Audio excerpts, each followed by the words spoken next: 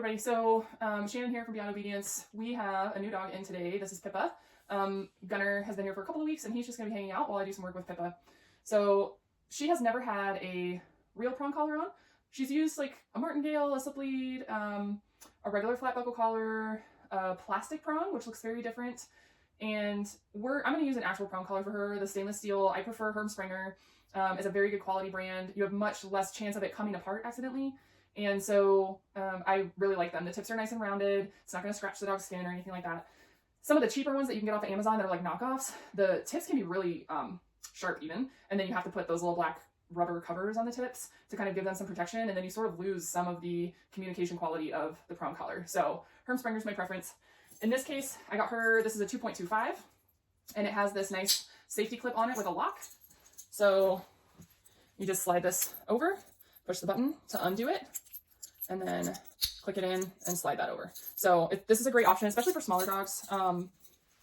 It's nice to have that clip, but it's also pretty easy to unpinch the prongs. So the 2.25 is nice in that way, and they have an even smaller one, the 1.5 for tiny dogs. But this is great. This is actually why they call it a pinch collar, because you have to pinch the prongs, not because it pinches the dogs. So people have all these like crazy myths and stuff out there about these tools. It's just a tool.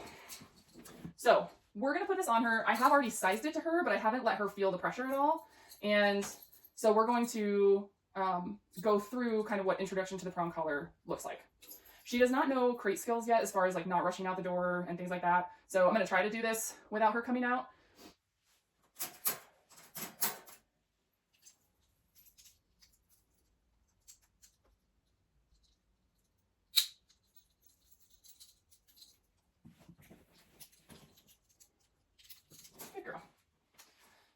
So when I take her out, we're just going to be using pressure on, pressure off. So when she feels the pressure, it should communicate to her that I want her to do something or not do something. And then dogs will learn the context of the situation as you do the repetitions and teach them the commands, whatever words that you're using. You can use English, Spanish, German, French, it doesn't matter. The dog doesn't know any of it till you teach it to them. So stop talking to your dog so much, use minimal words, and let the tools communicate for you what you need.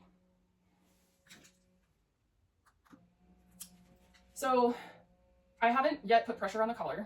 I'm going to back up a little bit and so that I can get her on camera and show you what the introduction to prong collar looks like. Some dogs, when they first feel it, might yelp a little bit or panic, but this is very gentle pressure. You just have to work them through it. If you panic, they'll panic, so just stay calm. Some dogs like try to do alligator rolls and all kinds of crazy things. If that happens to you, just stand still. Don't try to be like, oh, it's okay. Like, it won't help. Just stand still, put some tension on the leash, help them to also be still and not be able to move so far around. They will feel the pressure and they will eventually stop. And then you can start communicating with them. So this is just going to look like a little dance. We're going to go back and forth. Good.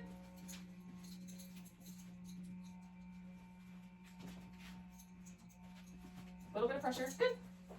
So when she yields to the pressure and she comes to me, good. Make sure you give a little bit of leash to take the pressure off and then mark it with good. Good.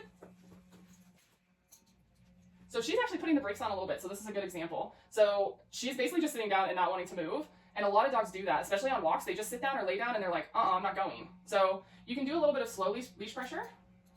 Good. And when she gives in, reward.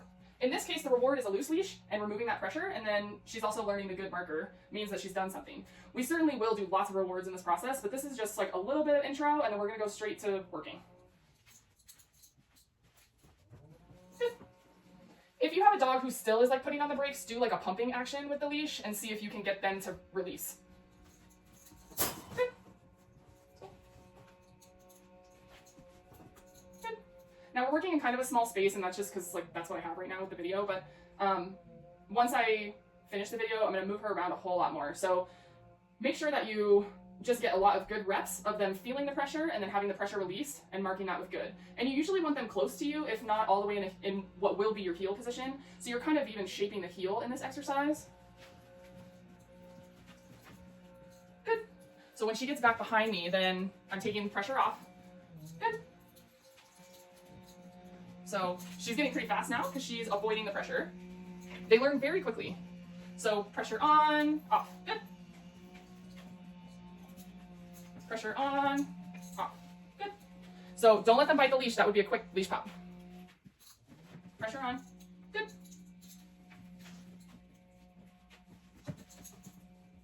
I'm not even really putting pressure on anymore. She's just paying attention to me. So I haven't asked her to look at me, but you can see how much she's like checking in with me to see what it is she's supposed to be doing. Good girl. Good girl. Now she won't even go ahead of me. Good.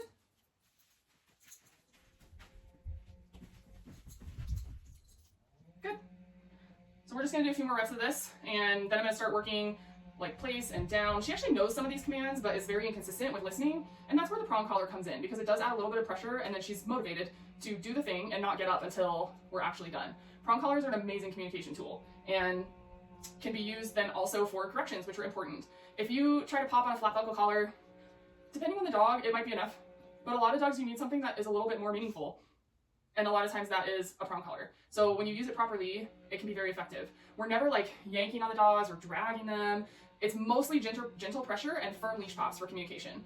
And so it doesn't hurt the dog at all. The prong collar is designed to slip on either side of the trachea, so there's like no pressure on the windpipe at all.